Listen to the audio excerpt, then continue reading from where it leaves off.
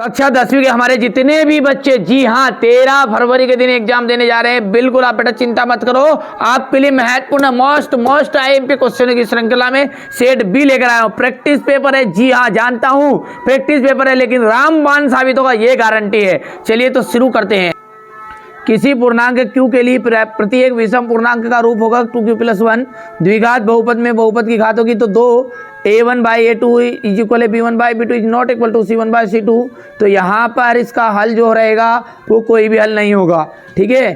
चौथा यहाँ पर देख सकते हैं आप, इसका दूरी इसकी हो जाएगी 8। यदि एक बिंदु P से 0 केंद्र वाले किसी वृत्त पर PA × PB स्पर्श रेखाएं 80 डिग्री पर कोण पर मुड़ी हुई है तो ये बराबर होगी 50 डिग्री, ठीक है। यहाँ से अपन इसका फॉर्मूला जो है ये माध्यक का फॉर्मूला यहाँ से हमारे इंग्लिश मीडियम वाले बच्चे बढ़िया से कंप्लीट करेंगे, है ना भैया। अब है रिक्त स्थान। यदि Px एक द्विघात बहुपद है, यदि Px क्या एक द्विघात बहुपद है तो Px = 0 क्या को कहते हैं अपन वर्ग समीकरण।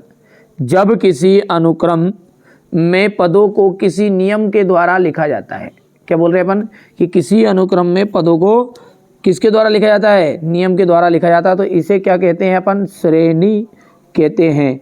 सभी व्रत जो होते हैं वो कैसे होते हैं, सभी व्रत समरूप होते हैं, सभी व्रत समरूप होते हैं। नीचे खड़े रहकर ऊपर की ओर देखने के लिए दृष्टि रेखा को क्षैतिज रेखा से जितना ऊपर घुमाना पड़ता है वहाँ कौन आपका उन्नयन कोण कहलाता है। कोण थीटा वाले त्रिज्यखंड का फॉर्मूला कितना है, πr² थीटा बटा 360। बेलन के आयतन का फॉर्मूला है πr² h। हो गया इतना। चलिए आगे बढ़ते हैं।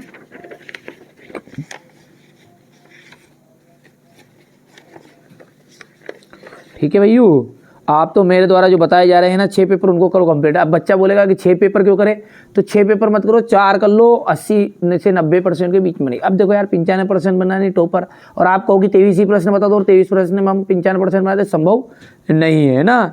फिर हवा खाओ, हाँ हवा खाओ, उस साल पढ़ेंगे फिर से डबल टेंथ, फिर एक ही पेपर में तो फेल ही होना यार, वो क्या करें। विविक्तकार शून्य, देखो विविक्तकार शून्य होता है तो मूल समान होते हैं और वास्तविक होते हैं। समरूप त्रिभुज, समरूप त्रिभुज का जाएगा आपका समबाहु त्रिभुज x, ठीक है भैया। तो ये कितना है, तीसरा देखते हैं अपन,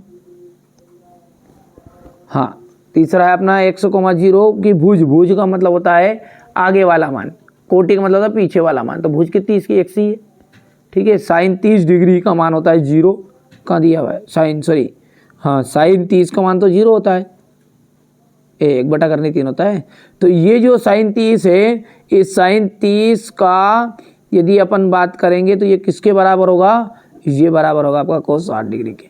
सेक थीटा, सेक थीटा आ जाएगा 1/cos 1 + 10 का जाएगा ये sec² थीटा, ये आपकी सर्वसमीका है। आगे बढ़ते हैं, यहाँ से हो गया ये।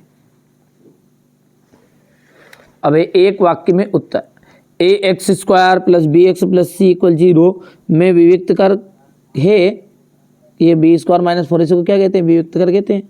यहाँ से देख सकते हैं आप, वहाँ रेखा जो हम क्या कहलाएगी, जो हमारी आँख से सीधे भूमि के समांतर जाएगी उसे अपन कहते हैं, देखो भूमि की तरफ जाने वाली रेखा को क्षैतिज रेखा कहते हैं, क्या कहते हैं, क्षैतिज। और जो वस्तु और हमारी आँख दोई को मिलाएगी उसे कहेंगे अपन दृष्टि रेखा।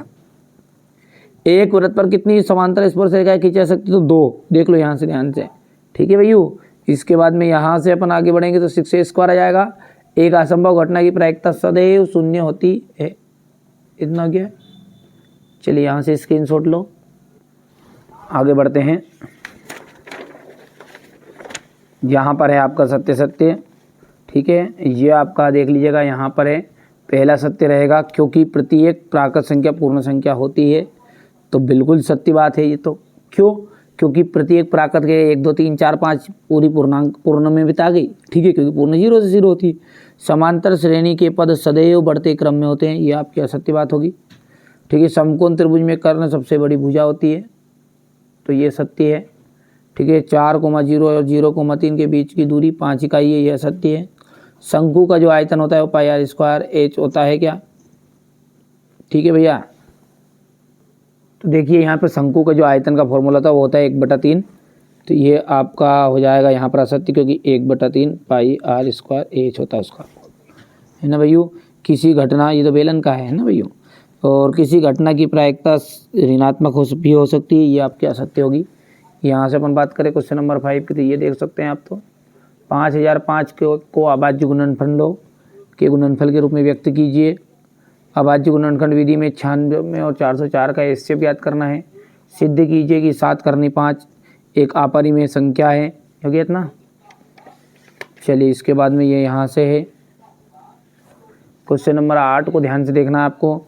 ये सारे सॉल्यूशन है मैंने पूरे लॉन्ग वीडियो में डाल दिए हैं, ठीक है, और टुकड़े टुकड़े में भी डाले, जैसे अपन ने 6 से 10 तक पढ़ा दिया, फिर 10 से 12 तक, ठीक है। प्ले लिस्ट में जाकर चेक करना, सारी चीज़ें मिलेगी आपको, तो है ना।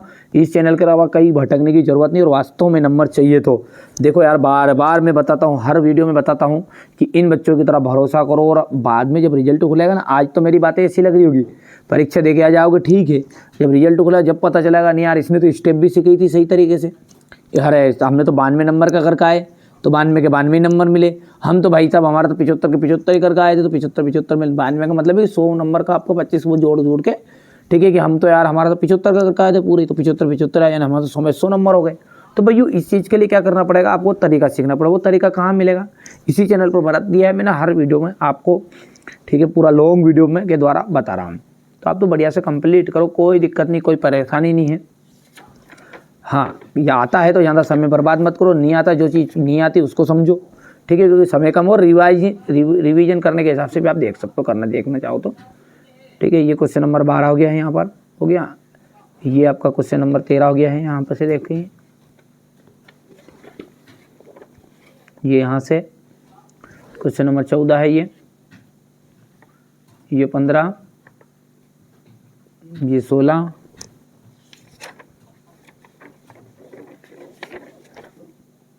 यहाँ से 17, ये क्वेश्चन नंबर 18,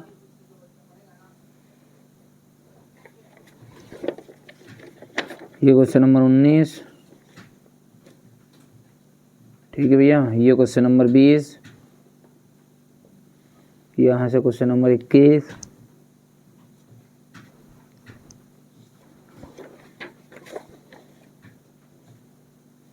ये 22 है, यहाँ पर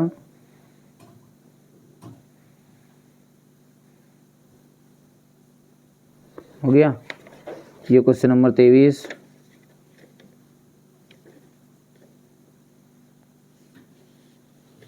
ये यहाँ से